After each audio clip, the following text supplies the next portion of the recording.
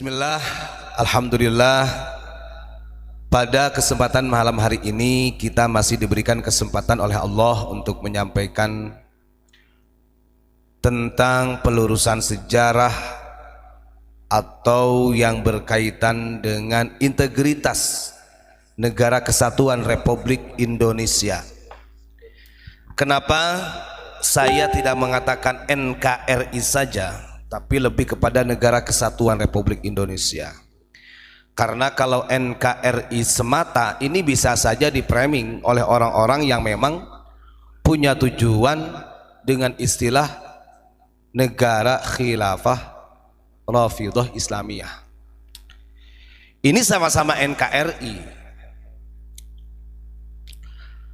Dan kalau kita lihat, walaupun hal tersebut sudah dibubarkan di Indonesia, tapi secara ideologi ini masih berkembang.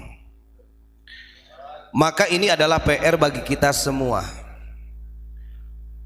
yang harus terus-menerus kita sampaikan bela tanah air, cinta terhadap bangsanya sendiri. Jangan sampai jati diri bangsa ini sampai punah. Kalau suatu bangsa sudah tidak mempunyai jati diri bangsa atau jati dirinya sudah hilang, ini sudah alamat tanda-tanda bangsa ini hancur. Na'udzubillahi min dzalik. Yang kedua, sampai dini hari polemik baik masalah kenasaban, kemudian pembelokan sejarah, kemudian pemakaman yang dipalsukan sesuai dengan yang disampaikan oleh narasumber-narasumber yang pernah kita dengar, kemudian persekusi, ini masih ada saja dan masih berkembang. Kalau orang ini cerdas, dan kalau memang ada seseorang yang kemudian, contoh dalam bab masalah polemik nasab, kalau ada orang yang kemudian meneliti keabsahan suatu nasab secara ilmiah, maka hal yang harus ditempuh yang lebih baik itu adalah jawabannya dengan ilmiah juga, kan begitu. Kemudian yang kedua, ketika ditemukan ada silsilah thariqah yang sengaja ataupun tidak sengaja, silsilah thariqah ini dibelokkan, yang aslinya bukan haknya, kemudian entah itu sengaja ataupun tidak, maka hal yang harus ditempuh itu adalah klarifikasi dan merevisi ulang.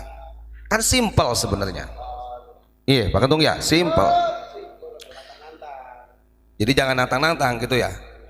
Karena ketika ada yang meluruskan justru malah mereka yang nantang gelut, nantang perang malahan, kan aneh gitu Pak. Monggo Pak. Nah, terus yang ketiga, ketika beredarnya salah satu buku tentang sejarah berdirinya NU. Kita tahu NU ini didirikan mutlak oleh para ulama-ulama Nusantara. Di akhir-akhir ini, 1 tahun 2 tahun ini, kemudian muncul ada narasi yang dipublikasikan melalui catatan di dalam salah satu buku yang dulunya belum pernah ada sejarah itu. Dan setelah kita cross check kepada duriyah min daripada muassis 26, itu tidak ada. Kemudian di situ disampaikan dalam kitab buku Cahaya Nusantara itu, Cahaya dari Nusantara, bahwa NU berdiri ini adalah atas restu dari 4 habaib. Nah, hal ini ketika memang ini dari dzurriyyah muassis sudah menjelaskan bahwa itu tidak ada, maka jalan yang harus ditempuh itu adalah mengklarifikasi, lalu meminta maaf. Kan begitu. Sebenarnya mudah dalam hal ini itu. Tapi pertanyaannya, kenapa ketika memang itu benar gitu, andai kata mereka kebenar, silahkan. hal-hal yang tadi saya sebutkan ini sampaikan secara ilmiah, manuskrip ataupun sejarah yang faktanya ada, kan begitu. Contoh seperti ada masalah pemalsuan makom gitu kan ya, kita kan nggak tahu kebenarannya, wallahu a'lam bishawab.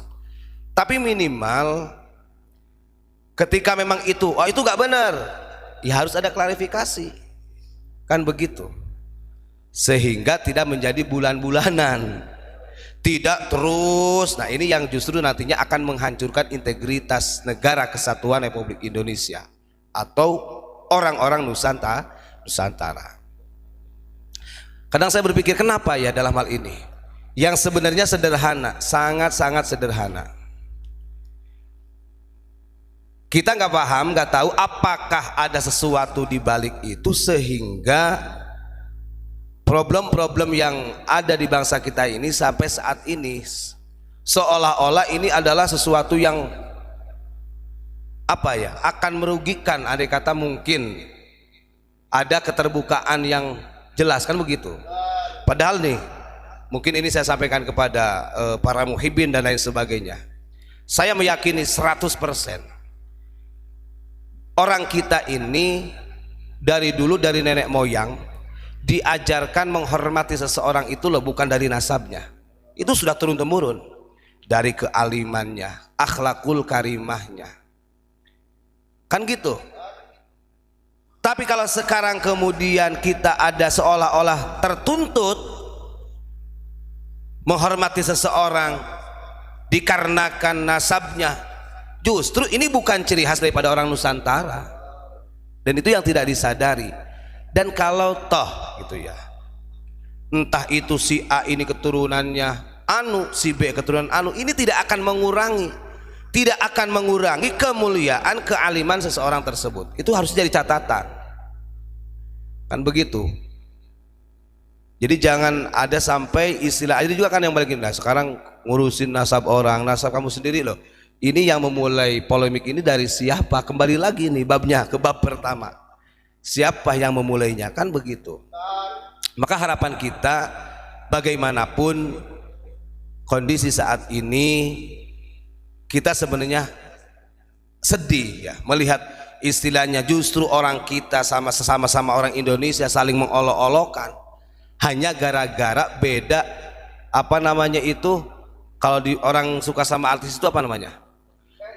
Iya, karena fans base-nya beda gitu ibaratnya. Jadi kalau dalam dunia entertainment gitu, jadi orang yang menjadi public figurnya gitu hanya gara-gara fanatik seperti itu, idolanya. Karena saya punya idola Ustadz Mujib, andai kata apa kan tuh, kemudian idolanya adalah Gus Ilyas, kemudian saya sibuk aja nih berantem sama Ustadz Kholis. Ini kan nggak akan selesai kalau seperti itu. Maka sebenarnya andai kata namanya manusia itu kan nggak ada yang sempurna, nggak ada yang sempurna. Mau itu istilahnya orang yang punya nasab bagus ataupun tidak, tetap ada titik kelemahan, ada kebaikan. Nah itu sebenarnya yang harus kita betul-betul junjung tinggi. Dan mungkin ini yang terakhir yang saya sampaikan, mungkin bagi para habaib dimanapun berada, jangan takutlah dengan tesis Kiai Imad kemudian sampai disebut dajjal, gak usah seperti itu. Maka lawanlah dengan data, atau mungkin mentok-mentoknya kan dulu Imam besar Habib Rizik pernah menyampaikan, kalau yang mengaku Habib ya tes DNA, kan begitu ya, jalankan itu, kan begitu. Itu harusnya sudah selesai. Wallahu alam ya, kita nggak tahu setelah ini banyak orang-orang yang kemudian istilahnya, dan yang lebih sibuknya justru orang-orang kita sedih akhirnya kita bentrokan dengan sama-sama orang kita. Yang mudah-mudahan kita diberikan petunjuk oleh Allah, disadarkan. Itu yang ingin saya sampaikan.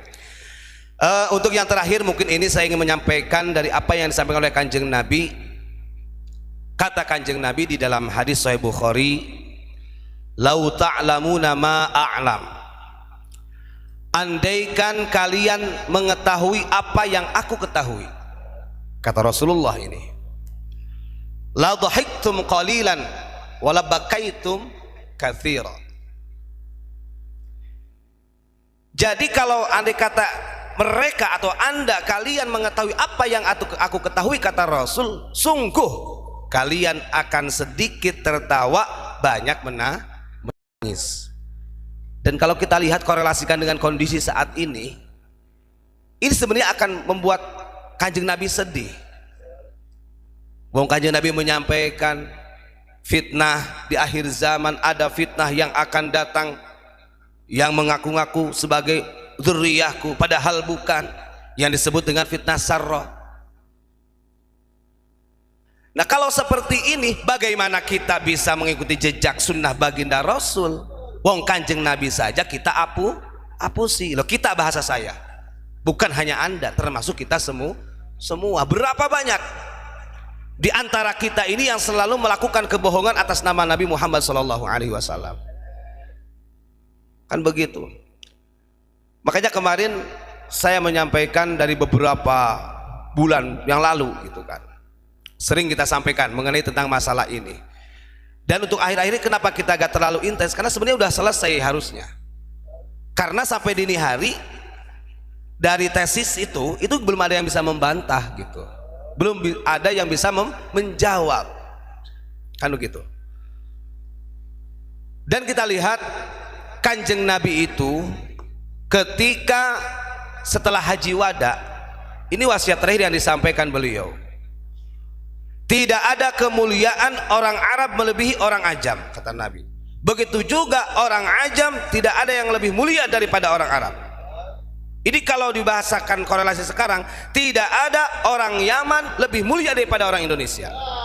Begitu juga orang Indonesia tidak ada lebih mulia daripada orang Yaman. Demikian bangsa-bangsa lainnya, negara yang lainnya. Itu loh, Kanjeng Nabi sudah paten setelah haji wada, haji terakhir Kanjeng Nabi. Bahkan diperkuat lagi, tidak ada yang lebih mulia orang yang punya warna kulit putih daripada orang yang punya warna kulit hitam. Begitu juga orang yang berkulit hitam tidak lebih mulia daripada orang yang berkulit putih. Intinya apa itu? Di hadapan Allah itu cuman tetap hanya ketakwaan. Kan gitu loh. Coba kita kembali, katanya kita kembali kepada Al-Quran dan As-Sunnah. Kan itu yang sering menyampaikan bukan begitu. Sementara wasiat yang disampaikan Kanjeng Nabi itu tidak kita indahkan, berarti kita sudah berdusta, kita sudah berkhianat kepada baginda Rasulullah Shallallahu Alaihi Wasallam. Lebih gampangnya kita perkecil kalimat tersebut. Contoh, saya orang Bandung sama orang Jakarta. Kita korelasikan, tidak ada orang Jakarta itu lebih mulia daripada Bandung. Begitu juga orang Bandung lebih mulia daripada Jakarta, nggak ada. Kan begitu, sama-sama manusia yang bapaknya sama dari Nabi Adam, ibunya dari Babu Hawa. Kan begitu.